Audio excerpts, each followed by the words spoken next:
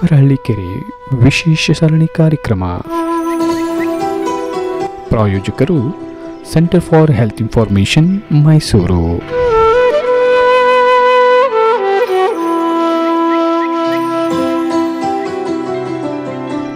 ತಜ್ಞ ವೈದ್ಯರ ಪ್ರತ್ಯೇಕ ಸಲಹೆಗಾಗಿ ಸಂಪರ್ಕಿಸಿ 9517234440.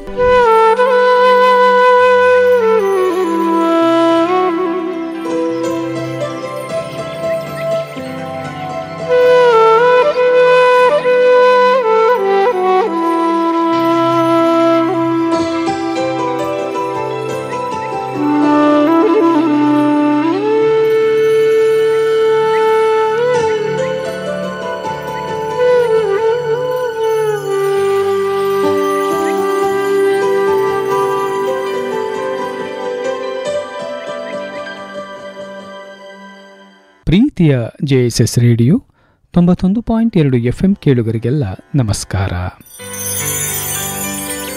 ನಾನು ನಿಮ್ಮ ಬಾನುಲಿ ಗೆಳೆಯ Shivakumar. Centre for health information Mysuru ಇವರ ಪ್ರಾಯೋಜಕತ್ವದಲ್ಲಿ ಮೂಡಿಬರುತ್ತಿರುವ ಕುಕ್ಕರಹಳ್ಳಿ ಕೆರೆ ಕುರಿತ ವಿಶೇಷ ಸರಣಿ ಕಾರ್ಯಕ್ರಮಕ್ಕೆ ಆತ್ಮೀಯವಾದ ಸ್ವಾಗತ. ಈ ಸರಣಿ ಕಾರ್ಯಕ್ರಮದ ಇಂದಿನ ವಿಷಯ ಜೇಡಗಳು ಮತ್ತು ಇತರೆ ಕೀಟಗಳು. ಈ ವಿಷಯ ಕುರಿತು ಮಾತನಾಡಲಿಕ್ಕೆ ಇಂದು ನಮ್ಮ ಜೊತೆಗಿದ್ದಾರೆ ಮೈಸೂರಿನ ಡಾಕ್ಟರ್ ಅಭಿಜಿತ್ APC ಟೀಮ್ ಸಾಲಿಗಾರ್ ಅವರು. ಬನ್ನಿ ಅವರನ್ನು ಕಾರ್ಯಕ್ರಮಕ್ಕೆ ಸ್ವಾಗತಿಸೋಣ. ಸರ್, ಕಾರ್ಯಕ್ರಮಕ್ಕೆ ಆತ್ಮೀಯವಾದ ಸ್ವಾಗತ. ನಮಸ್ತೆ, ಸ್ವಾಗತ.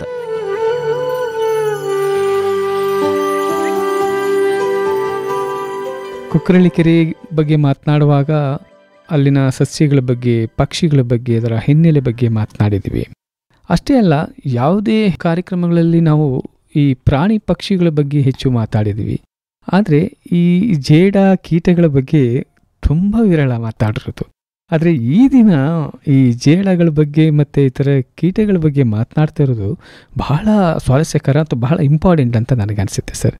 ಹಾಗಾಗಿ ಬಿಡುವು ಮಾಡ್ಕೊ ಬಂದಿದ್ದಕ್ಕಾಗಿ ತಮಗೆ ಮತ್ತೊಮ್ಮೆ ನಮ್ಮ ಎಲ್ಲ ಕೇಳುಗರ ಪರವಾಗಿ ಹೃತ್ಪೂರ್ವಕ ಸ್ವಾಗತವನ್ನು ಬಯಸ್ತೇನೆ ಸರ್. ತುಂಬ ಧನ್ಯವಾದಗಳು ಮತ್ತೊಮ್ಮೆ. ಸರ್, ಮೊದಲಿಗೆ ಏನಿದು ಜೇಡ ಅಂದರೆ ಏನು ಸರ್? ಈ ಜೇಡದ ಬಗ್ಗೆ ದಯವಿಟ್ಟು ತಿಳಿಸ್ಕೊಡಿ. ಹೇಳಿದ್ರಿ ಕುಕ್ಕರಹಳ್ಳಿ ಕೆರೆನಲ್ಲಿ ಪ್ರಾಣಿ ಪಕ್ಷಿ ಎರಡನ್ನೂ ಸಹ ನೀವು ಶ್ರೋತೃಗಳಿಗೆ ಕೇಳಿಸಿದಿರಿ ಅಂತ, ಯಾವ್ದ್ಯಾವ್ದಿದೆ ಅಂತ. ಈ ಪ್ರಾಣಿ ಆಗ್ಲಿ, ಈಗ ಪಕ್ಷಿ ಆಗ್ಲಿ ಅಥವಾ ಗಿಡ ಮರ ಆಗ್ಲಿ, ಅದು ಎಲ್ಲನೂ ಒಂದು ಜಾಲದಲ್ಲಿ ಅದೆಲ್ಲ ಸೇರಬೇಕು ಅಂದ್ರೆ ಅದಕ್ಕೆ ಕೀಟಗಳು ಬೇಕು, ಜೇಡಗಳು ಬೇಕು. ಅದೆಲ್ಲ ಇದ್ರೆ ಮಾತ್ರ ಒಂದು ನಾವು ಏನು ಸೈಕಲ್ ಅಂತ ಹೇಳ್ತೀವಿ, ಆ ಎಕೋಸಿಸ್ಟಮ್ ಅಂತ ಏನ್ ಹೇಳ್ತೀವಿ ಅಥವಾ ಪಾರಿಸಾರಿಕ ವ್ಯವಸ್ಥೆ ಅಂತ ಏನ್ ಹೇಳ್ತೀವೋ ಅದು ಪೂರ್ತಿ ಆಗುವಂಥದ್ದು. ಸೊ ಅದು ಪೂರ್ತಿ ಆಗಕ್ಕೆ ಇವೆಲ್ಲ ಸಣ್ಣ ಸಣ್ಣದು ಬೇಕು. ಅಂದ್ರೆ ನಮಗೆ ಆಕರ್ಷಕವಾದ ಬಣ್ಣ ಇರೋ ಕಾರಣ ಹಕ್ಕಿಗಳು ಕಾಣ್ತಿದೆ, ಅಥವಾ ಚಂದದ ಕೂಗಿರೋ ಕಾರಣ ಪಕ್ಷಿಗಳು ನಮಗೆ ಕೇಳಿಸ್ತದೆ, ಓಡಾಡೋ ಕಾರಣ ಅಥವಾ ಅಲ್ಲಿ ಸುಲಭಕ್ಕೆ ಕಾಣೋ ಕಾರಣ ನಮಗೆ ಪ್ರಾಣಿಗಳು ಕಾಣ್ತಿದೆ.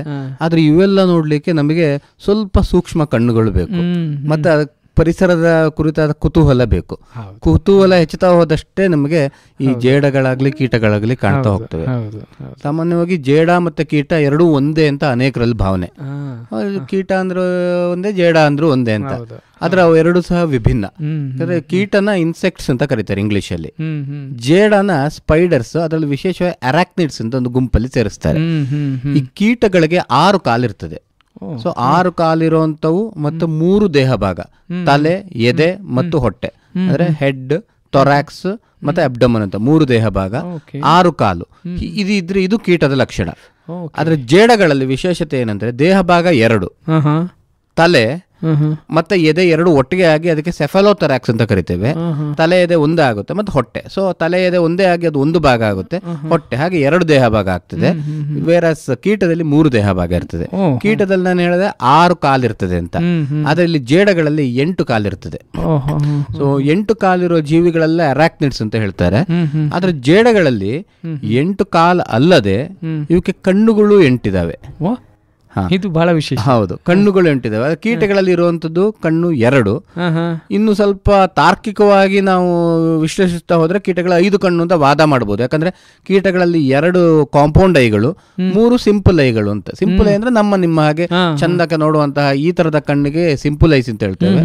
ಇದೇ ಒಂದು ಒಳ್ಳೆ ಕನ್ನಡಿಗೆ ನೀವು ಕಲ್ಲು ಹೊಡೆದಾಗ ಡ್ಯಾಶ್ ಕ್ಯಾಮ್ರಾ ಇದಕ್ಕೆ ನಮ್ಮ ಗ್ಲಾಸ್ಗಳಿಗೆ ನಮ್ಮ ಕಾರ್ನ ಗಾಜಿಗೆ ಕಲ್ಲು ಹೊಡೆದಾಗ ಏನಾಗುತ್ತೆ, ಕನ್ನಡಿ ಒಡೆದೋಗೋದಿಲ್ಲ, ಅಲ್ಲೇ ಚದುರಿ ಭಾಗ ಆಗಿರುತ್ತಲ್ಲ.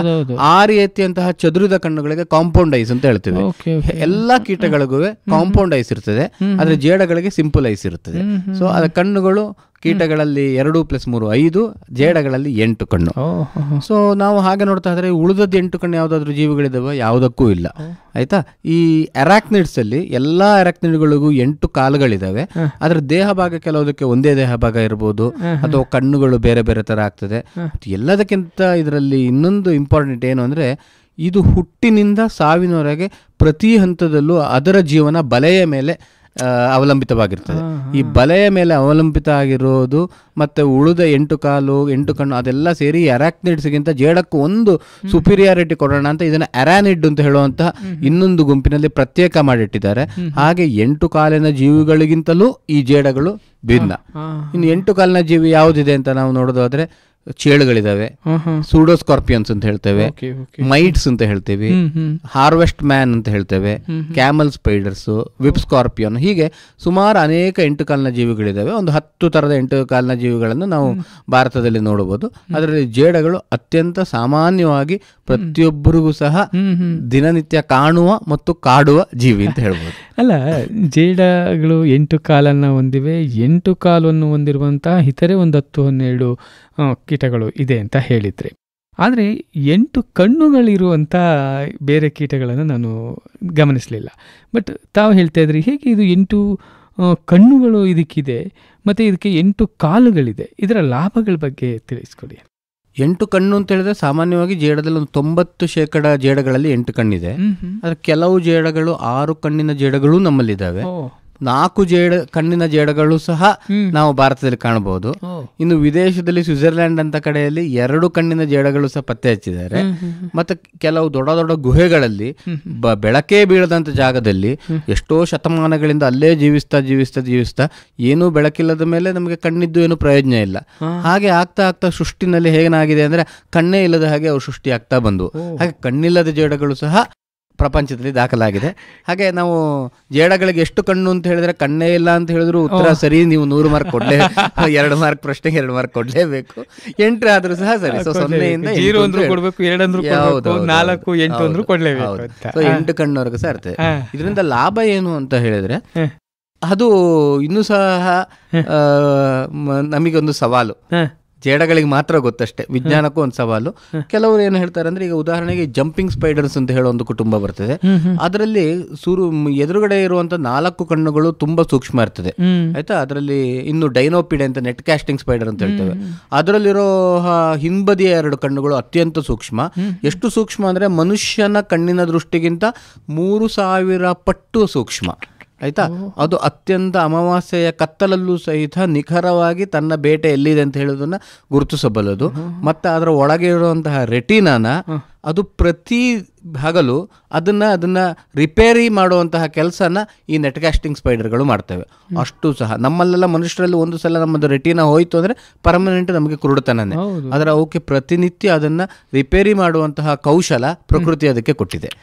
ಅಲ್ಲ ಸರ್, ಏನು 3000 ಪಟ್ಟು ಅಂದ್ರೆ ಯಾವ ಹಂತದ?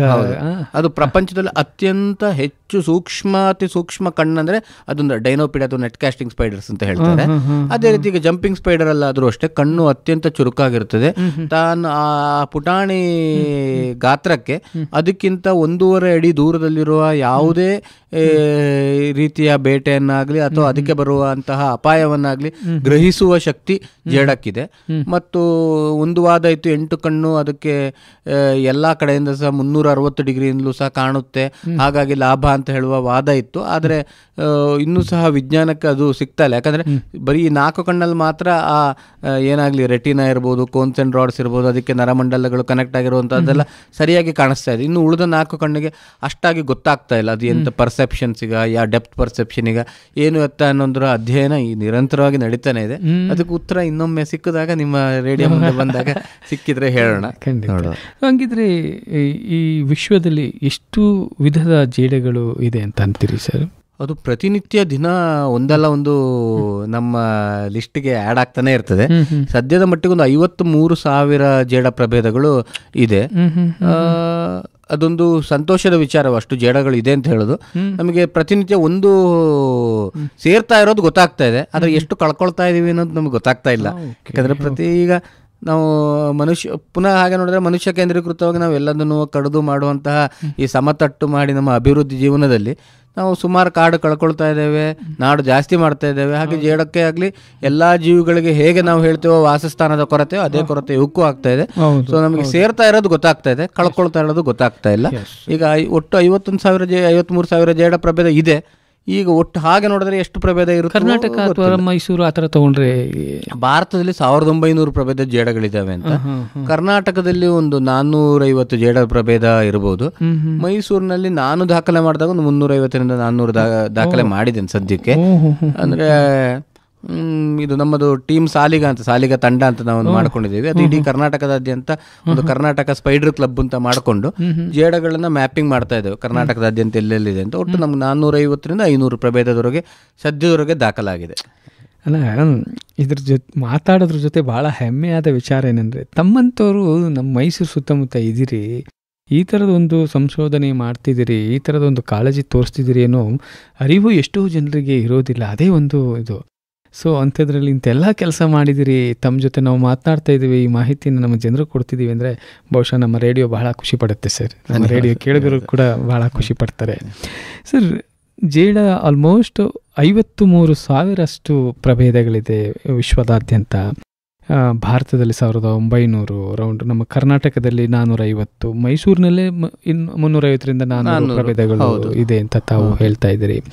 ಇವೆಲ್ಲವೂ ಪ್ರಭೇದಗಳು ಓಕೆ ಸರ್, ಬಟ್ ಒಂದು ವಿಷಯ, ಜೇಡರ ಬಗ್ಗೆ ಅಷ್ಟೊಂದು ಮಾಹಿತಿನೇ ಇಲ್ಲದೇ ಇರೋ ಸಂದರ್ಭದಲ್ಲಿ ಇಷ್ಟು ಪ್ರಭೇದಗಳಿವೆ, ಇಷ್ಟು ರೀತಿ ಇದರ ಒಂದು ಗುಣಲಕ್ಷಣಗಳಿದೆ, 8 ಕಣ್ಣುಗಳು 8 ಕಾಲುಗಳಿದೆ ಅನ್ನೋದೆಲ್ಲವನ್ನ ತಿಳಿಸಿದಿರಿ. ಬಟ್ ಇದು ಪರಿಸರಕ್ಕೆ ಹೇಗೆ ಅನುಕೂಲ ಆಗುತ್ತೆ? ಪರಿಸರದ ಜೊತೆ ಇದರ ಮಹತ್ವವೇನು ಸರ್? ಈಗ ಒಂದು ಜೇಡ ಒಳ್ಳೆಯ ಸಾವಯವ ಪರಿಸರದಲ್ಲಿ ಅಥವಾ ಕಾಡಿನಂತಹ ವಾತಾವರಣದಲ್ಲಿ 1 ಎಕರೆ ಎಷ್ಟು ಕಾಡು ಅಥವಾ ಒಳ್ಳೆಯ, ಈಗ ನಿಮ್ಮ JSSನಂತಹ ಈ ರೀತಿಯ ಒಂದು ಕ್ಯಾಂಪಸ್ಸನ್ನು ತೆಗೆದುಕೊಂಡ್ರು ಸರ್, ಇಷ್ಟಿದ್ರೂ ಸಾಕು, ಮಿನಿಮಮ್ 1 ಎಕರೆನಲ್ಲಿ 1 ಲಕ್ಷ ಜೇಡಗಳಿರ್ತದೆ. ಒಂದು ಜೇಡ ಕನಿಷ್ಠ ದಿನಕ್ಕೆ ಹಗಲು ರಾತ್ರಿ ಸೇರಿಸಿ 4 ಕೀಟ ಪ್ರಭೇದಗಳನ್ನು ಅದು ತಿಂದರೂ ಸಹ 1 ಲಕ್ಷ ಇಂಟು 4 ಎಷ್ಟಾಯಿತು? 4 ಲಕ್ಷ. 4 ಲಕ್ಷ ಕೀಟಗಳನ್ನು ನಿಯಂತ್ರಣ ಮಾಡ್ತು. ಈ 4 ಲಕ್ಷ ಕೀಟಗಳಲ್ಲಿ 90% ಮನುಷ್ಯನಿಗೆ ನಾವು ಅದನ್ನು ಕ್ರಿಮಿ ಅಂತ ಕರಿತೇವೆ, ಪೆಸ್ಟ್ಸ್ ಅಂತ ಕರಿತೇವೆ. ಅಂದ್ರೆ ನಮಗೆ ನಮ್ಮ ಉಪಯೋಗಕ್ಕೆ ಇರುವಂತೆಲ್ಲ ಉಪಯೋಗಿಗಳು ಅಂತ ಹೇಳ್ತೇವೆ ನಾವು.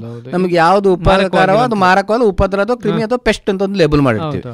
ಸೋ ಕಾಲ್ಡ್ ಪೆಸ್ಟ್ಗಳನ್ನ ಕೇವಲ ಒಂದು ದಿನದಲ್ಲಿ, ಒಂದೇ ರಾತ್ರಿನಲ್ಲಿ, ಒಂದು ದಿನ ಅಥವಾ ರಾತ್ರಿ ತಗೊಂಡ್ರೆ 4 ಲಕ್ಷ ಕೀಟಗಳನ್ನ ನಿಯಂತ್ರಣ ಮಾಡ್ತು.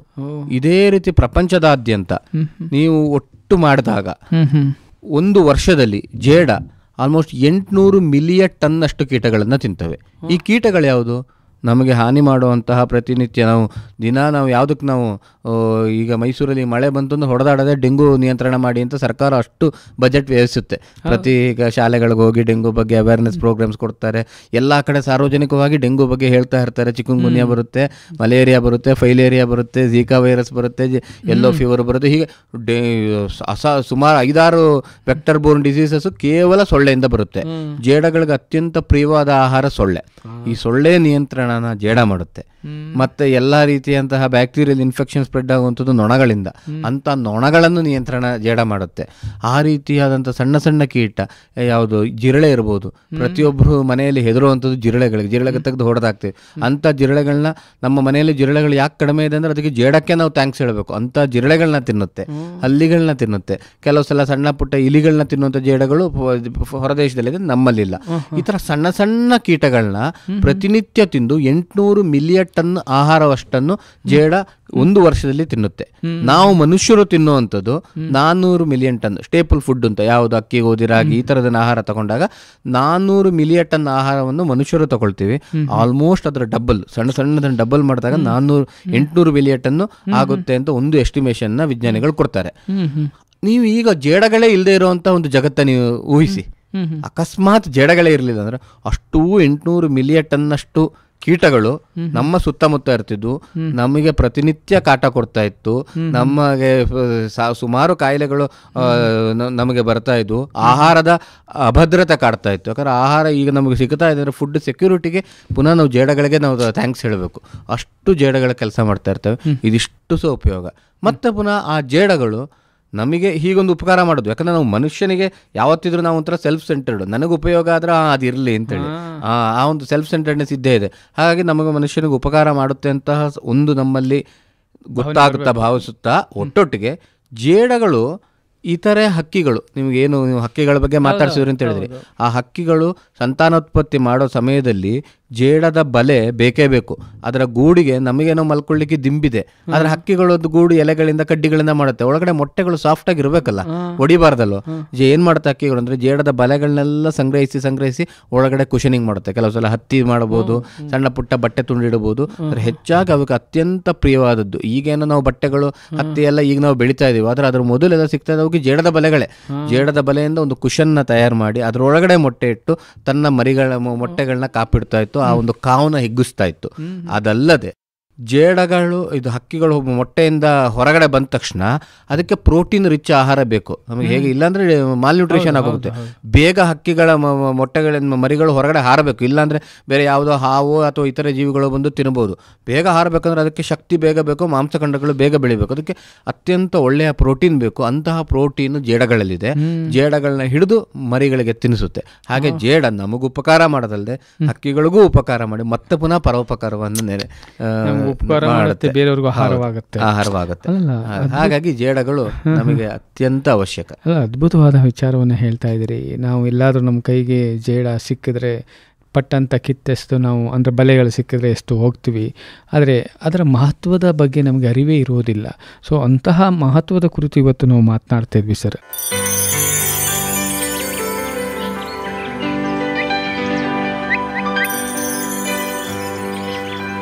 ಕುಕ್ಕರಹಳ್ಳಿ ಕೆರೆ ವಿಶೇಷ ಸರಣಿ ಕಾರ್ಯಕ್ರಮ. ಪ್ರಾಯೋಜಕರು centre for health information, Mysuru.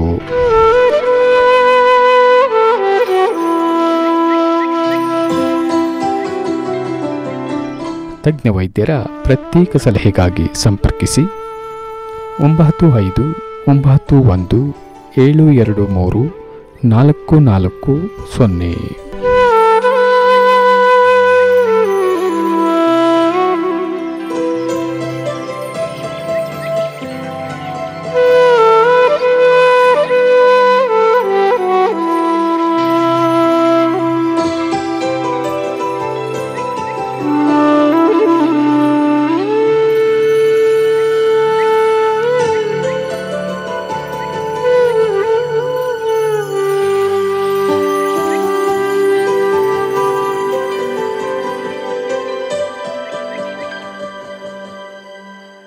ಇದು ಪರಿಸರದ ಮೇಲೆ ಏನಾದರೂ ಪರಿಣಾಮ ಬೀರುತ್ತಾ ಹೇಗೆ? ಪರಿಸರದ ಮೇಲೆ ಖಂಡಿತವಾಗಿ. ಯಾಕಂದ್ರೆ ಯಾವುದೇ ಸ್ಪೀಶೀಸ್ ಆದ್ರೂ ಸಹ ನಾವಾಗಿ ಕೃತಕವಾಗಿ ಇಂಟ್ರೊಡ್ಯೂಸ್ ಮಾಡಿದಾಗ ಅಲ್ಲಿಗೆ ಸೇರಿಸಿದಾಗ ಆ ಪರಿಸರದ ಮೇಲೆ ಸ್ವಲ್ಪ ಪರಿಣಾಮ ಬೀರುತ್ತೆ. ಈಗ ಉದಾಹರಣೆ ಕೆಲವು ಜೇಡಗಳು ನಮ್ಮಲ್ಲಿ ಇರಲೇ ಇಲ್ಲ, ಎಲ್ಲೋ ಬಹುಶಃ ವಿದೇಶದಿಂದ ಯಾವುದೋ ಅಲ್ಲಿಂದ ಆಪಲ್ ತಂದಾಗ್ಲೋ ಅಥವಾ ಈ ಜಾಂಜಿಬಾರ್ ಅಂತ ಹೇಳುವಂತ ಕೆಲವು ಬಾಳೆಹಣ್ಣು ತಂದಾಗ ಅಲ್ಲಿಂದ ಕೆಲವು ಜೇಡಗಳು ನಮ್ಮಲ್ಲಿಗೆ ಬಂದು ಆ ರೀತಿಯಾಗುವಂತಹ ಅಪಾಯಗಳು ಇದಾವೆ. ಆದ್ರೆ ಸಣ್ಣ ಪ್ರಮಾಣದಲ್ಲಿ ಬಂದಾಗ ನಮ್ಮ ಪರಿಸರಕ್ಕೆ ಹೊಂದ್ಕೊಳ್ಳೋದು ಕಷ್ಟ ಆಗುತ್ತೆ, ಹಾಗೆ ಸತ್ತೋಗ್ತವೆ. ಆದ್ರೆ ಕೆಲವು ಜೋಡಗಳು ಹೊಂದ್ಕೊಂಡಿದ್ದಾವೆ, ಅದರಿಂದ ಏನು ಸಮಸ್ಯೆ ಸಣ್ಣ ಪುಟ್ಟದಾಗಿದೆ. ದೊಡ್ಡದಾಗಿ ಜೇಡಗಳಿಂದ ಸಮಸ್ಯೆ ಆಗಿದೆ ಅಂತ ಹೇಳುವಂಥದ್ದು ಯಾವುದೂ ಇಲ್ಲ, ಹಾಗೇನು ಸಮಸ್ಯೆ ಇಲ್ಲ ಸರ್. ಈಗ ಜೇಡಗಳು ಅಂದಾಗ ಸಾಕಷ್ಟು ಜನರಲ್ಲಿ ಒಂದು ಅಪನಂಬಿಕೆ ಕೂಡ ಇದೆ, ತಪ್ಪು ಭಾವನೆ ಕೂಡ ಇದೆ.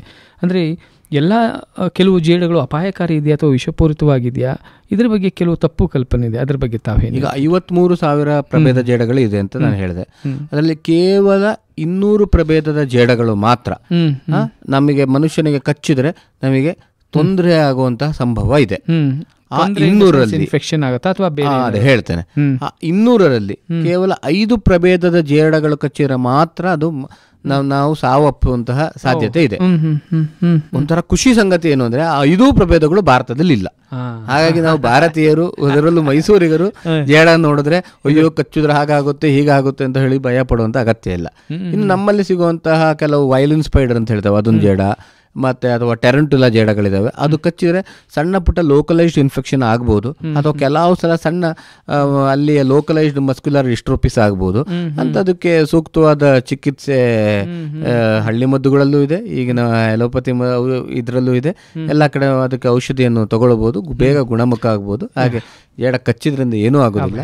ಅಲ್ಲ, ಒಂದು ಬಹಳ ಒಂದು ವಿಶ್ವಾಸ ಬಂದಿದ್ದೇನೆಂದ್ರೆ, ಈ 5300 ಜೇಡ ಪ್ರಭೇದಗಳಲ್ಲಿ 5 ಪ್ರಭೇದಗಳು ಮಾತ್ರ ವಿಷಪೂರಿತ, ಆದರೆ ಅವು ನಮ್ಮ ಭಾರತದಲ್ಲಿ ಕರ್ನಾಟಕದಲ್ಲಿ ಇಲ್ಲ. ಹಾಗಾಗಿ ಅದ್ರ ಬಗ್ಗೆ ಹೆದರಬೇಕಾಗಿಲ್ಲ. ಸೊ ಹಾಗಿದ್ರೆ ಸರ್, ಈ ಜೇಡಗಳನ್ನು ಸಂರಕ್ಷಿಸೋದು ಬಹಳ ಮುಖ್ಯ. ನೀವು ಇದನ್ನೆಲ್ಲ ಹೇಳುವಾಗ ಸೊ ಅದನ್ನು ಹೇಗೆ ಸಂರಕ್ಷಿಸ್ಬೋದು, ನಾವು ಹೇಗೆ ಕಾಳಜಿ ವಹಿಸ್ಬೋದು ಅನ್ನೋದ್ರ ಬಗ್ಗೆ ಮಾತಾಡ್ತೀನಿ ಸರ್. ಆದರೆ ಎಲ್ಲರಿಗೂ ಆಶ್ಚರ್ಯವಾಗಿರೋದು ಏನಂದರೆ, ಈ ಜೇಡ ಬಲೆ ಎಣಿಯುತ್ತಲ್ಲ, ಎಷ್ಟು ಚೆನ್ನಾಗಿ ಸುಂದರವಾಗಿ ಎಣಿಯುತ್ತೆ, ಹೇಗೆ ಇದಿಷ್ಟು ಗಟ್ಟಿಯಾಗಿ ಇರುತ್ತಾ, ಅದರಿಂದ ಕ್ರಿಮಿಗಳನ್ನು ಹೆಂಗೆ ಅದು ಅಟ್ಯಾಕ್ ಮಾಡುತ್ತೆ, ಇದೆಲ್ಲವೂ ಒಂದು ಪ್ರಶ್ನೆಯಾಗಿದೆ ಸರ್.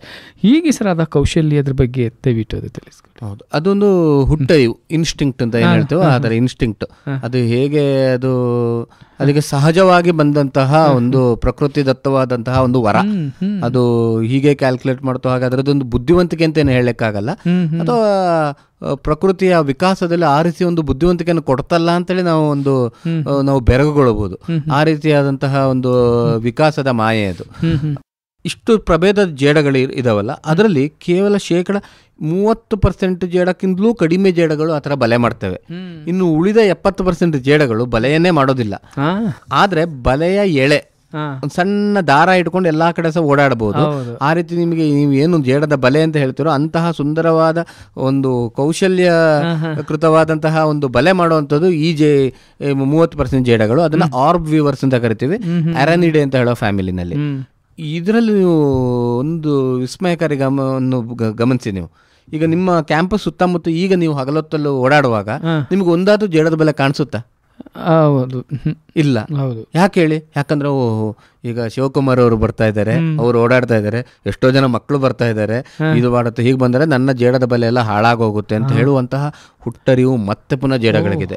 ಆಗ ನಾವೆಲ್ಲ ನಿದ್ದೆ ಮಾಡಿದ್ಮೇಲೆ, ನಮ್ದು ಎಲ್ಲ ವಿದ್ಯುತ್ ದೀಪಗಳು ಆರಿದ ಮೇಲೆ, ಆಮೇಲೆ ಜೇಡದ ಬಲೆಗಳು ಜೇಡ ಬಲೆ ಕಟ್ಟಲಿಕ್ಕೆ ಶುರು ಮಾಡುತ್ತೆ. ಹೌದು ಹೌದು. ಆಮೇಲೆ ರಾತ್ರಿ ಹೊತ್ತು ಯಾಕೆ ಬಲೆ ಕಟ್ಟುತ್ತೆ ಅಂದ್ರೆ, ಹೆಚ್ಚಿನ ಕೀಟಗಳು ಆಕ್ಟಿವ್ ಆಗಿರುವಂಥದ್ದು ರಾತ್ರಿ ಸಮಯದಲ್ಲಿ.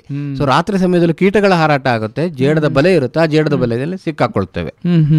ಮತ್ತು ಹಗಲಲ್ಲಿ ಆ ಬಲೆನ ಮತ್ತೆ ಪುನಃ ಅದು ಒಂದುಗೂಡಿಸಿ ಆ ಇಡೀ ಬಲೆಯನ್ನ ತಿಂದು ಜೇಡ ಮಲಗುತ್ತೆ. ಕೆಲವು ಪ್ರಭೇದ ಜೇಡಗಳು ಬಲೆನ ತಿನ್ನೋದಿಲ್ಲ, ಹಾಗೆ ಬಿಟ್ಟಿರುತ್ತೆ, ಮಾರನೇ ದಿನ ರಿಪೇರಿ ಕೆಲಸ ಮಾಡ್ತವೆ. ಆದರೆ ಹೆಚ್ಚಿನ ಜೇಡಗಳು ಆ ಬಲೆಯನ್ನು ಮತ್ತೆ ಪುನಃ ತಿಂದು ರಾತ್ರಿ ನಿದ್ದೆ ಮಾಡುತ್ತೆ, ಯಾಕಂದ್ರೆ ಬೆಳಗ್ಗೆ ನಿದ್ದೆ ಮಾಡುತ್ತೆ. ಯಾಕೆಂದ್ರೆ ಆ ಜೇಡದ ಬಲೆ ಅಕಸ್ಮಾತ್ ಇದ್ರೆ ಅಲ್ಲಿ ಓಡಾಡುವಂಥ ಹಕ್ಕಿಗಳಿಗೋ ಹಲ್ಲಿಗಳಿಗೋ ಇಲ್ಲೊಂದು ಬಲೆ ಇದೆ ಅಂದ್ರೆ ಇಲ್ಲೇ ಎಲ್ಲೋ ಜೇಡ ಇರ್ಬೋದು, ಔಸ್ಕೊಂಡಿರ್ಬೋದು ಅಂತ ಅದನ್ನು ತಿಂದಾಕ್ಬಿಡ್ಬೋದು. ಹಾಗೆ ಕ್ಲೂ ಬೇಡ, ನಮ್ಮ ಮಿಲಿಟರಿ ಸಿಸ್ಟಮ್ ತರ no clue should be left. ಹಾಗೆ ಇಡೀ ಕ್ಲೂನೇ ಇಲ್ದಂಗೆ ತಿನ್ನುತ್ತೆ. ಅಷ್ಟೇ ಅಲ್ಲದೆ ಜೇಡದ ಬಲೆ ಅಂದ್ರೆ it is nothing but protein. ಅದರ ದೇಹದಲ್ಲಿ ಒಂದು ಜೇಡಕ್ಕೆ ಬಲೆ ಬರ್ಲಿಕ್ಕೆ ಅಂತಲೇ ಒಂದು ಸ್ಪಿನ್ನಿಂಗ್ ಗ್ಲ್ಯಾಂಡ್ಸ್ ಇರ್ತವೆ, ಆಯ್ತಾ, ಅದಕ್ಕೆ ಸಿಲ್ಕ್ ಗ್ಲ್ಯಾಂಡ್ಸ್ ಅಂತ ಹೇಳ್ತೀವಿ. ಆ ಗ್ಲ್ಯಾಂಡ್ ಇಂದ ಪ್ರೋಟೀನ್ ಅಂಶ ದ್ರವ ರೂಪದಲ್ಲಿ ಹೊರಗಡೆ ಬಂದಾಗ ಮತ್ತೆ ಅದು ಅಲ್ಲಿ ಅಯೋನಿಕ್ ಎಕ್ಸ್ಚೇಂಜ್ ಅಂತ ಹೇಳ್ತೀವಿ, ಅದಾಗಿ ಹೊರಗಡೆ ಬಂದಾಗ ಅದು ಗಟ್ಟಿ ಆಗುತ್ತೆ. ಆ ಗಟ್ಟಿ ಆದಂತಹ ಇದರಲ್ಲಿ ಪ್ರೋಟೀನಿನ ಬಲೆ ಅದು. ಆಗ ಪ್ರೋಟೀನ್ ಅದು ವೇಸ್ಟ್ ಮಾಡೋದಿಲ್ಲ. ಈಗ ಹಾಗೆ ನೋಡಿದ್ರೆ ಮನುಷ್ಯ ಮಾತ್ರ ನಾವು ಎಲ್ಲೇ ಹೋದ್ರೂ ನಮ್ದೊಂದು ಕುರುಹು ಬಿಟ್ಟು ಹೋಗ್ತೀವಿ, ಅದು ಇದು ಪ್ಲಾಸ್ಟಿಕ್ ಎಸಿತೀವಿ, ಕಸಾಯ ಎಸಿತೀವಿ, ಗಲೀಜ್ ಮಾಡ್ತೀವಿ. ಅವು ಎಲ್ಲೂ ಸಹ ನೀವು ಯಾವುದೇ ಜೀವಿಗಳನ್ನ ನೋಡಿ, ಯಾವ ಜೀವಿಗಳನ್ನ ಕುರುಹು ಬಿಡೋದಿಲ್ಲ, ಇನ್ಕ್ಲೂಡಿಂಗ್ ಜೇಡ ತನ್ನ ಬಲೆಯ ಕುರುಹನ್ನು ಸಹ ಬಿಡದೆ ಅದನ್ನು ತಿನ್ನುತ್ತೆ. ಆ ರೀತಿಯಾಗಿ ಪ್ರೋಟೀನ್ ಅದು ಪುನಃ ಅದು ಯುಟಿಲೈಸ್ ಮಾಡ್ಕೊಳ್ತದೆ. ಅಷ್ಟು ಬುದ್ಧಿವಂತಿಕೆ ಅಥವಾ ಹುಟ್ಟರಿವು ಜೇಡಗಳಿಗಿದೆ. ಈ ಜೇಡದ ಬಲೆ ಪ್ರೋಟೀನ್ ಸಣ್ಣ ಸಣ್ಣ ಕಣಗಳಿಂದ ಮಾಡಿದ ಲಾಂಗ್ ಚೈನ್ ಪ್ರೋಟೀನ್ಸ್ ಇರ್ತವೆ, ಅತ್ಯಂತ ಇಲಾಸ್ಟಿಕ್ ಆಗಿರುತ್ತೆ, ಮತ್ತು ಇದು ನೀರಿನಲ್ಲಿ ಡಿಸಾಲ್ವ್ ಆಗೋದಿಲ್ಲ. It is not water soluble. ಮತ್ತು ಎಂತ ಗಾಳಿ ಬಂದರೂ ಸಹ ಒತ್ತಡಕ್ಕೆ ಇದು ಕಡಿಯೋದಿಲ್ಲ. ನಮ್ಮ ಕಬ್ಬಿಣಕ್ಕಿಂತ 50% ಹೆಚ್ಚು ಗಟ್ಟಿ ಜೇಡದ ಬಲೆ. ಅಷ್ಟು ಪ್ರಪಂಚದ ಅತ್ಯಂತ ಗಟ್ಟಿಯ ವಸ್ತು ಯಾವುದಾದ್ರೂ ಇದ್ರೆ ಅದು ಜೇಡದ ಬಲೆ. ಜೇಡದ ಬಲೆ ಅಷ್ಟು ಗಟ್ಟಿ ವಸ್ತು ಪ್ರಪಂಚದಲ್ಲೇ ಇಲ್ಲ. ಅಂತಹ ಗಟ್ಟಿ, ಅಷ್ಟು ವಿಸ್ಕಾಸಿಟಿ ಇದೆ, ಇಲಾಸ್ಟಿಸಿಟಿ ಇದೆ, ಮತ್ತು ಅಷ್ಟು ಆ ರೀತಿಯಾದ ಸದೃಢವಾದಂತಹ ಬಲೆ. ಈಗ ನಮ್ಮ ಕೂದಲನ್ನ ಗಮನಿಸಿ, ಒಂದು ಕೂದಲನ್ನ ತಗೊಳ್ಳಿ, ಅದೇ ಗಾತ್ರದ ಕಬ್ಬಿಣನ ತಗೊಳ್ಳಿ, ಅದೇ ಗಾತ್ರದ ಜೇಡದ ಬಲೆ ಅಂತ ತಗೊಳ್ಳಿ, ಮೂರಲ್ಲೂ ಸಹ ವೆಯ್ಟ್ ಹಾಕಿ ನೀವು ನೋಡಿ ಯಾವ್ದು ಮೊದಲು ಕಟ್ ಆಗುತ್ತೆ ಅಂತ. ಫಸ್ಟ್ ಕೂದಲು ಕಟ್ ಆಗ್ತದೆ, ಆಮೇಲೆ ಕಬ್ಬಿಣ ಕಟ್ ಆಗ್ತದೆ, ಆಮೇಲೆ ಜೇಡದ ಬಲೆ ಕಟ್. ಅಂದ್ರೆ ಅಷ್ಟು ರೀತಿಯಂತಹ ಸ್ಟ್ರೆಂತ್ ಜೇಡದ ಬಲೆಗಿದೆ. ಆ ರೀತಿಯಾದಂತಹ ಒಂದು ರಚನೆ ಜೇಡದ ಬಲೆಗಿದೆ. ಹಾಗೆ ಈಗ ಏನಾಗೋಗಿದೆ ಅಂದ್ರೆ, ಈಗ ನಮ್ಮ ವಿಜ್ಞಾನ ಮುಂದುವರಿತಾ ಈಗ ಜೇಡದ ಬಲೆಯನ್ನು ಕಬ್ಬಿಣಕ್ಕೆ ಬದಲಿಯಾಗಿ ಎಲ್ಲಿ ಉಪಯೋಗಿಸ್ಬೋದು ನೋಡ್ತಾರೆ. ಎಸ್ಪೆಷಲಿ ಮಿಲಿಟರಿ ಸೆಟಪ್ನಲ್ಲಿ ಬುಲೆಟ್ ಪ್ರೂಫ್ ಜಾಕೆಟ್ಗಳು, ಬುಲೆಟ್ ಪ್ರೂಫ್ ಟೆಂಟ್ಗಳು, ಮತ್ತೆ ಶೂ ಲೇಸ್ಗಳು, ಆ ಥರದ್ದೆಲ್ಲ ಜೇಡದ ಬಲೆಯಲ್ಲಿ ಆಗಿದೆ, ಮಾಡ್ತಾ ಇದ್ದಾರೆ ಜೇಡದ ಬಲೆಯಿಂದ. ಯಾಕಂದ್ರೆ ಪರ್ಮನೆಂಟ್, ಅದು ಗಟ್ಟಿಯಾಗಿರ್ತದೆ ಮತ್ತು ಅಷ್ಟು ರೆಸಿಸ್ಟೆನ್ಸ್ ಇರ್ತದೆ ಅಂತ. ಮತ್ತೆ ಜೇಡದ ಬಲಕ್ಕೆ ಆಂಟಿ ಫಂಗಲ್ ಮತ್ತೆ ಆಂಟಿ ಬ್ಯಾಕ್ಟೀರಿಯಲ್ ಪ್ರಾಪರ್ಟಿ ಇದೆ. ಮುಂಚೆ ಎಲ್ಲ ಮಂಗಳೂರು ಕಡೆ ಎಲ್ಲ ಹಳ್ಳಿಗಳಲ್ಲೆಲ್ಲ ಗಾಯ ಆದಾಗ ಜೇಡದ ಬಲೆನೇ ಆ ಗಾಯಕ್ಕೆ ಔಷಧಿಯಾಗಿ ಹಾಕ್ತಾ ಇದ್ರು. ಸೊ ಯಾವುದೇ ರೀತಿಯಾದಂತಹ ಇನ್ಫೆಕ್ಷನ್ ಆಗೋದಿಲ್ಲ. ಮತ್ತೆ ಕೋಆಗುಲೆಂಟ್ ಪ್ರಾಪರ್ಟಿ ಅಂತ ರಕ್ತ ಬೇಗ ಹೆಪ್ಪುಗಟ್ಟುವಂತಹ ಗುಣ ಜೇಡದ ಬಲೆಗಿದೆ. ಹಾಗೆ ಇನ್ನು ಈಗೀಗ ವಿಜ್ಞಾನ ಮುಂದುವರಿತಾ ನಮ್ಮ ಸೂಚರಿಂಗ್ ಮೆಟೀರಿಯಲ್, ಸರ್ಜಿಕಲ್ ಆದ ತಕ್ಷಣ ಸೂಚರಿಂಗ್ ಮೆಟೀರಿಯಲ್ ಏನಿದೆಯೋ ಅದು ಕೂಡ ಜೇಡದ ಬಲೆಯಿಂದ ರಿಪ್ಲೇಸ್ ಆಗ್ತಾ ಇದೆ. ಆ ದಿನಗಳು ಮುಂದೆ ನಾವು ನೋಡ್ಲಿದ್ದೇವೆ. ಹಾಗೆ ಜೇಡದ ಬಲೆ ಅದ್ಭುತವಾದ ವಿಚಾರಗಳನ್ನ ಹೇಳ್ತಾ ಇದ್ದೀರಿ. ಬಲೆ ಎಣಿಯೋದು ಒಂದು, ಇನ್ನೊಂದು ಲೈನ್ ಇರುತ್ತಲ್ಲ, ಅದೇನು ಜೇಡರ ಬಲೆನ, ಅದು ಹೇಗೆ ಸರ್? ಹೌದು, ಈಗ ಒಂದು ಕಡೆಯಿಂದ ಒಂದು ಕಡೆಗೆ, ಈಗ ನಾನು ಕೂತಲ್ಲಿಂದ ನೀವು ಕೂತಲ್ಲಿವರೆಗೆ ಒಂದು 3-1.5 ಮೀಟರ್ ಡಿಸ್ಟೆನ್ಸ್ ಇರಬಹುದು. ಇಲ್ಲಿಂದ ಅಲ್ಲಿಗೆ ಜೇಡದ ಬಲೆ ಹಾರಿದಾಗ ಒಂದು ಲೈನ್ ಬಿಟ್ಟುಕೊಂಡೇ ಹಾರುತ್ತೆ. ಅಂದ್ರೆ ತಾನು ಮೂಲಸ್ಥಾನ ಎಲ್ಲಿಂದ ಬಂದೋ ಅಲ್ಲಿಗೆ ಆ ಲೈನ್ ಹುಡ್ಕೊಂಡೆ, ಲೈನ್ ಮೇಲೆ ನಡ್ಕೊಂಡು ಮತ್ತೆ ಪುನಃ ತನ್ನ ಮನೆಗೆ ಬರುತ್ತೆ. ಅದಕ್ಕೆ ಟೆರಿಟರಿ ಅಂತ ಇಲ್ಲದೆ ಇರ್ಬೋದು, ಆದ್ರೆ ಎಲ್ಲಿಗೆ ಹೋಗಬೇಕು, ಏನು ಆಗ್ಬೇಕು ಅಂತ ಆ ಬಲೆಯನ್ನೇ ಟ್ರ್ಯಾಕ್ ಆಗಿ ಮಾಡ್ಕೊಂಡು ಹೋಗ್ತದೆ. ಆ ಒಂದು ಲೈನ್ ಅಂತ ನೀವೇನು ಹೇಳಿದ್ರು ಅದು ಅತ್ಯಂತ ಗಟ್ಟಿ. ಅದಕ್ಕೆ ನಾವು ಡ್ರ್ಯಾಗ್ ಲೈನ್ ಅಂತ ಹೇಳ್ತೇವೆ ಅಥವಾ ಸೇಫ್ಟಿ ಲೈನ್ ಅಂತ ಹೇಳ್ತೇವೆ. ಉದಾಹರಣೆಗೆ ಮೇಲೆ ಒಂದು ಚಾವಡಿಯಿಂದ ಕೆಳಗಡೆ ಯಾವುದೋ ಒಂದು ನೊಣ ಕಾಣಿಸ್ತದೆ, ಹಾರುತ್ತೆ. ಹಾರಬೇಕಾದ್ರೆ ಲೈನ್ ಮೂಲಕನೇ ಹಾರುತ್ತೆ. ಹಾಗಾಗಿ ಹಾರುವಾಗ ನಮ್ದೇನಾಗುತ್ತೆ, ಗ್ರಾವಿಟೇಷನ್ ಪುಲ್ ಮೂಲಕ ನಾವು ಬಿದ್ದ ತಕ್ಷಣ ನಮ್ಮ ಕೈಕಾಲು ಮುರಿಬಹುದು. ಇದು ಹಾರುವಾಗ ಆ ಒಂದು ಕಂಟ್ರೋಲ್ಡ್ ಅಲ್ಲಿ ಹಾರುತ್ತೆ. ಸೊ ಮೇಲೆ ಚಾವಡಿಗೆ ಬಲೆ ಅಂಟಿರುತ್ತೆ, ಅಲ್ಲಿಂದ ಹಾರುತ್ತೆ. ಹಾರಬೇಕಾದ್ರೆ ಆ ಬಲೆಯ ಒಂದು ನಿಯಂತ್ರಣದಲ್ಲಿ ಹಾರೋ ಕಾರಣ ಕೆಳಗಡೆ ಅದು ಬೀಳೋದೇ ಇಲ್ಲ, ಹಾರೋದು ಮಾತ್ರ. ಅದು ಅಷ್ಟು ಸಹ ಅದರ ಯಾವುದು ಆ ಒಂದು ಸಣ್ಣ ಲೈನ್ ನ ಮೇಲೆ ಅವಲಂಬಿತವಾಗಿರುತ್ತೆ. ಅದಕ್ಕೆ ಸೇಫ್ಟಿ ಲೈನ್ ಅಂತ ಹೇಳ್ತೇವೆ. ಆ ನೊಣನ ಹಿಡಿಯತ್ತೆ, ಮತ್ತೆ ಪುನಃ ಸೇಫ್ಟಿ ಲೈನ್ ನ ಮೂಲಕ ಮತ್ತೆ ಪುನಃ ಚಾವಡಿ ಮೇಲೆ ಹತ್ತಬೇಕಾದ್ರೆ ಮತ್ತೆ ಪುನಃ ಲೈನ್ ತಿನ್ಕೊಂಡೇ ಹತ್ತುತ್ತೆ, ಪುನಃ ಪ್ರೋಟೀನ್ ವೇಸ್ಟ್ ಮಾಡಲ್ಲ. ಆ ರೀತಿಯಾದಂತಹ ಕೌಶಲ ಜೇಡಕ್ಕಿದೆ. ಸರ್, ನೀವು ನೋಡಿದಂತಹ ಅತ್ಯಂತ ಆಸಕ್ತಿ ಅಥವಾ ಅತ್ಯಂತ ವಿಚಿತ್ರವಾದ ಜೇಡ?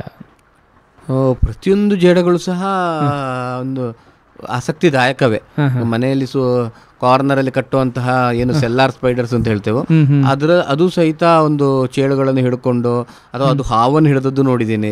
ಅದು ಅದರ ಸಂತಾನೋತ್ಪತ್ತಿ ಕಾಲದಲ್ಲಿ ಆಗುವಂತಹ ಕ್ರಿಯೆಗಳು, ಅದು ಹೇಗೆ ತಾಯಿ ಒಂದು ಆ ಜೇಡ ಮೊಟ್ಟೆ ಇಟ್ಟು 20-25 ದಿನ ಮರಿಗಳು ಬರೋ ತನಕ ಆಹಾರನೇ ಇಲ್ಲದೆ ಮೊಟ್ಟೆಗಳನ್ನ ಕಾಪಿಡ್ಕೊಂಡು ಬೇರೆ ಶತ್ರುಗಳನ್ನ ದಾಳಿನ ತಡ್ಕೊಂಡು ಮಾಡುವಂಥದ್ದನ್ನ ಕೇವಲ ಮನೆಯೊಳಗಿರೋ ಒಂದು ಮೂಲೆಯಲ್ಲಿರುವಂತಹ ಸೆಲ್ಲಾರ್ ಸ್ಪೈಡರ್ ಅಲ್ಲೂ ನೋಡ್ಬೋದು.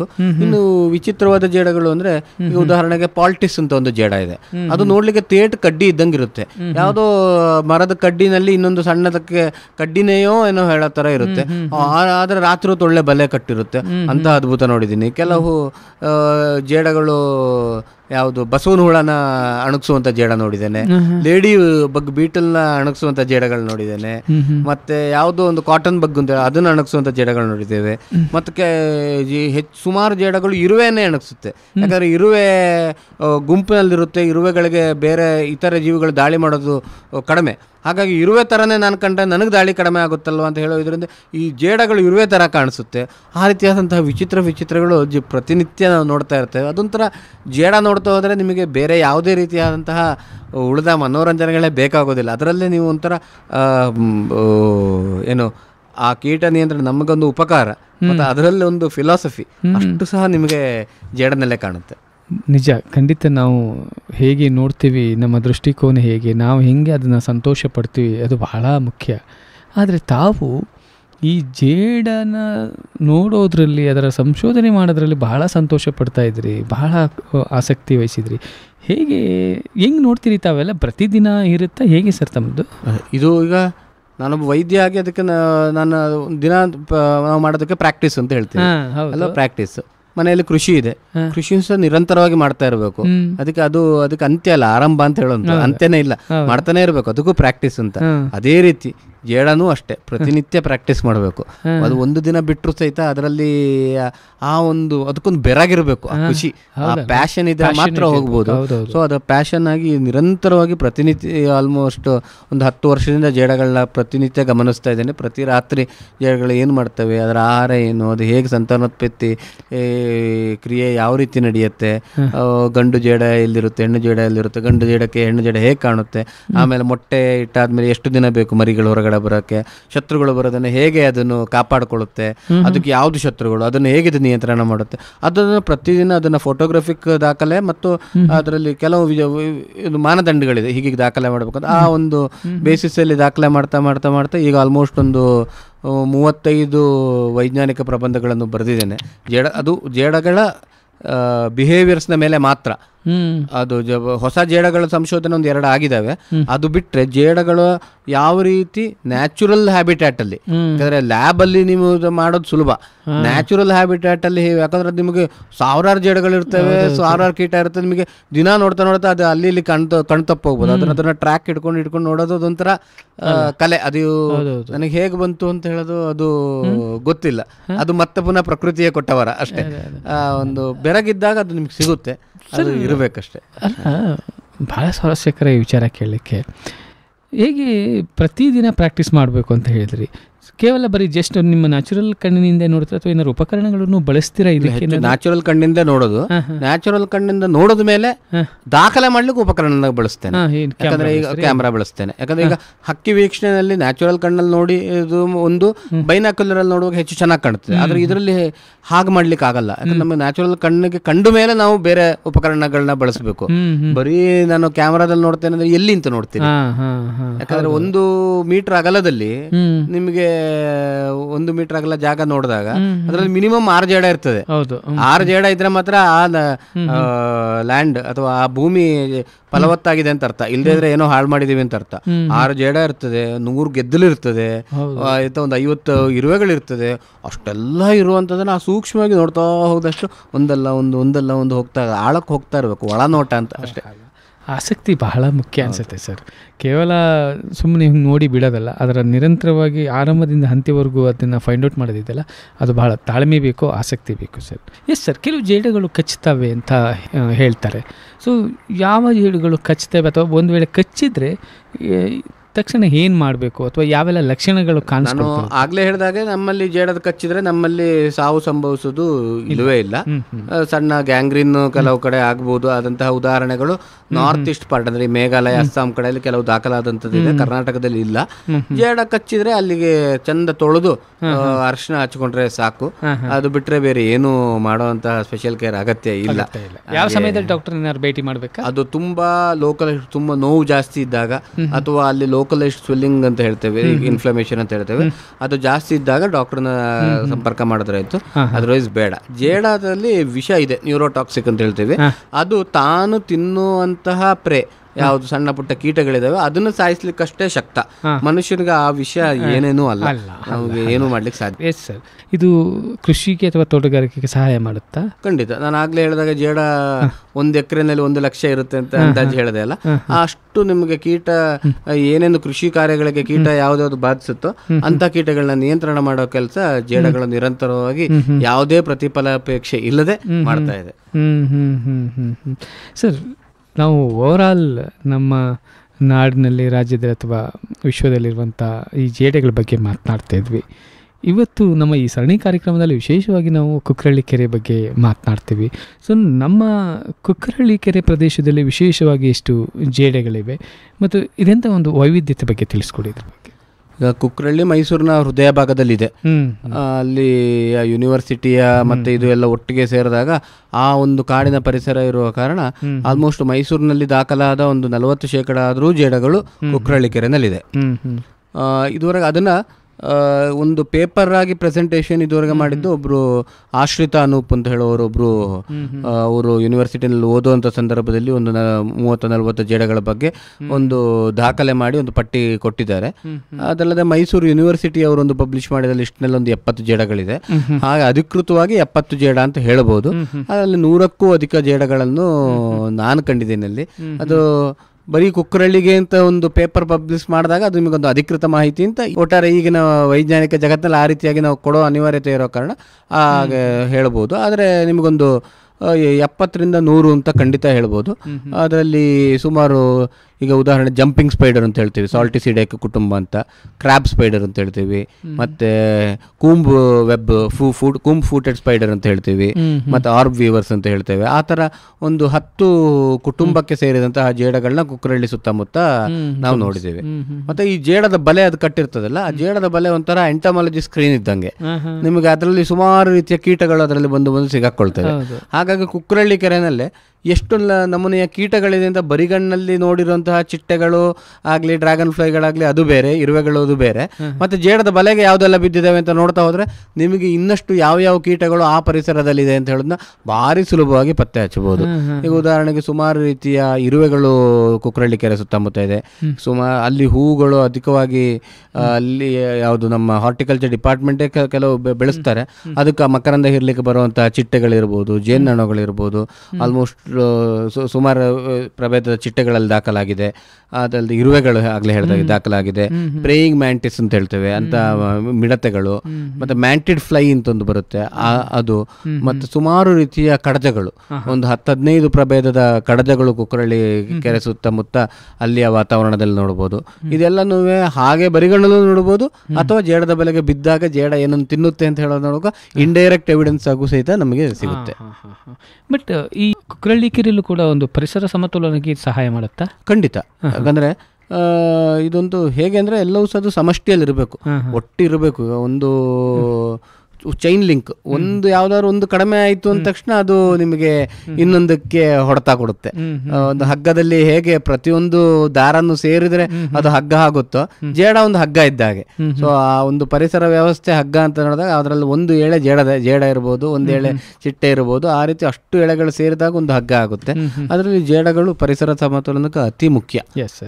ಸರಿ, ಈ ನಾರಿನಿಂದ ವೃದ್ಧಿಯಾದಂತಹ ಒಂದು ವೈಜ್ಞಾನಿಕ ತಂತ್ರಜ್ಞಾನ ಅಭಿವೃದ್ಧಿ ನೆರವಾಗಿದೆ ಈ ನಾರಿನ ಒಂದು ಸ್ಫೂರ್ತಿಯಿಂದ. ಹೌದು ಹೌದು, ಜೇಡದ ಬಲೆ. ಹೌದು, ಅದರದ್ದೇನಾದ್ರು ಇದೆಯಾ ಸರ್?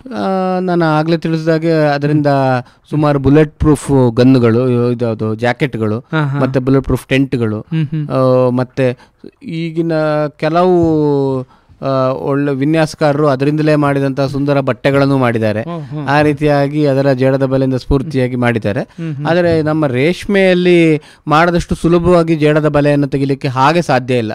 ವಿಜ್ಞಾನದ ಸಹಾಯ ತುಂಬ ಬೇಕಾಗ್ತದೆ. ಅದಕ್ಕೆ ಈಗಿನ ಪ್ರೆಸೆಂಟ್ ಜೆನೆಟಿಕ್ ಟೆಕ್ನಾಲಜಿಯ ಮೂಲಕನೇ ನಾವು ಜೇಡದ ಬಲೆಯನ್ನು ತೆಗಿಬೇಕೇ ಬಿಟ್ರೆ ಡೈರೆಕ್ಟ್ ಜೇಡದಿಂದ ಅದನ್ನ ಸಾಕಿ ತೆಗೆಯಲಿಕ್ಕೆ ಅಸಾಧ್ಯ. ಯಾಕಂದ್ರೆ ಜೇಡಗಳನ್ನ ಒಂದೇ ಕಡೆ ಬಿಟ್ರೆ ಜೇಡಗಳನ್ನೇ ಹೊಡೆದಾಡ್ಕೊಂಡು ತಿನ್ಕೊಳ್ತವೆ.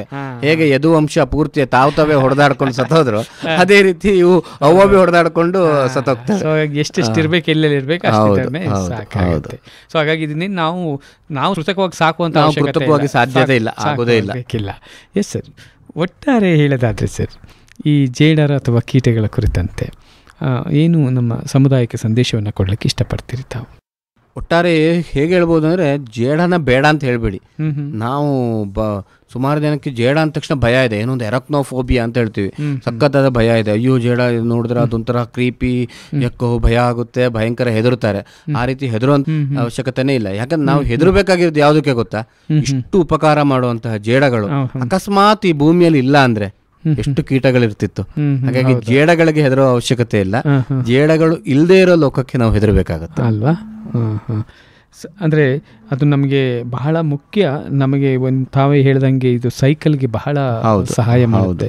ಸೊ ಹಾಗಾಗಿ ಅದ್ರ ಮೇಲೆ ಭಯ ಪಡೋ ಅವಶ್ಯಕತೆ ಇಲ್ಲ, ಬಟ್ ಅದು ನಮಗೆ ಸಹಾಯವನ್ನೇ ಮಾಡುತ್ತೆ ಅನ್ನೋದ್ರ ಬಗ್ಗೆ ತಾವು ಹೇಳ್ತಾ ಇದ್ರಿ. ತಮ್ಮ ಜೊತೆ ಮಾತನಾಡಿದ್ದು ಬಹಳ ಸಂತೋಷ ಕೊಡ್ತು. ಈ ದಿನ ಜೇಡರ ಕುರಿತು ಸಾಕಷ್ಟು ಮಾಹಿತಿಯನ್ನು ತಿಳಿಸ್ಕೊಟ್ಟಿದ್ದೀರಿ, ಸಾಕಷ್ಟು ಸಂಶೋಧನೆಯನ್ನು ತಾವು ಮಾಡಿದ್ದೀರಿ. ಖಂಡಿತ ಇದು ನಮ್ಮ ಕೇಳುಗರಿಗೆ ಉಪಯುಕ್ತ ಆಗಿರುತ್ತೆ ಅಂತ ನಾನು ಭಾವಿಸ್ಕೊಳ್ತೀನಿ ಸರ್. ಕಾರ್ಯಕ್ರಮದಲ್ಲಿ ಭಾಗಿಯಾಗಿದ್ದಕ್ಕಾಗಿ ತಮ್ಮ ಎಲ್ಲ ವಿಚಾರಗಳು ಮತ್ತು ಅನುಭವಗಳ ಹಂಚಿಕೆಗಾಗಿ ನಮ್ಮ ಕೇಳುಗರ ಪರವಾಗಿ ಹೃತ್ಪೂರ್ವಕ ಧನ್ಯವಾದಗಳು. ನನ್ನನ್ನು ಇಲ್ಲಿ ಕರೆಸಿ ಒಳ್ಳೆ ಉತ್ತಮವಾದ ಪ್ರಶ್ನೆಗಳನ್ನ ಕೇಳಿ ಎಲ್ಲ ಕೇಳುಗರಿಗೆ ಒಂದು ಜೇಡದ ಬಗ್ಗೆ ಗೊತ್ತಾಗಲಿಕ್ಕೆ ಅನುಕೂಲ ಮಾಡಿಕೊಟ್ಟಿದ್ದೀರಿ. ನಿಮಗೆ ಮತ್ತೊಮ್ಮೆ ಧನ್ಯವಾದಗಳು. ಧನ್ಯವಾದ ಸರ್. ಶ್ರೋತೃಗಳೇ, ಇಷ್ಟೊತ್ತು ತಾವು ಕೇಳ್ತಾ ಇದ್ರಿ centre for health information Mysuru ಇವರ ಪ್ರಾಯೋಜಕತ್ವದಲ್ಲಿ ಮೂಡಿಬಂದಂತಹ ಕುಕ್ಕರಳ್ಳಿ ಕೆರೆ ಕುರಿತ ವಿಶೇಷ ಸರಣಿ ಕಾರ್ಯಕ್ರಮದಲ್ಲಿ ಈ ದಿನ ನಾವು ಮಾತನಾಡ್ತಾ ಇದ್ವಿ ಜೇಡಗಳು ಮತ್ತು ಇತರೆ ಕೀಟಗಳ ಕುರಿತು. ಇಷ್ಟೊತ್ತು ಈ ಕುರಿತು ಮಾಹಿತಿಯನ್ನು ನೀಡಿದವರು ನಮ್ಮ ಮೈಸೂರಿನ ಡಾಕ್ಟರ್ ಅಭಿಜಿತ್ APC ಟೀಮ್ ಸಾಲಿಗಾರ್ ಅವರು. ಇದು ಇವತ್ತಿನ ಕಾರ್ಯಕ್ರಮ. ಮತ್ತೊಂದು ಕಾರ್ಯಕ್ರಮ ಜೊತೆ ತಮ್ಮನ್ನು ಭೇಟಿಯಾಗ್ತೀನಿ. ಅಲ್ಲಿವರೆಗೂ ನಮಸ್ಕಾರ.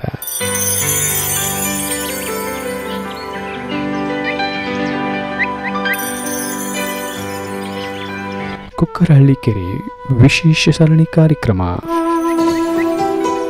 ಪ್ರಾಯೋಜಕರು centre for health information Mysuru.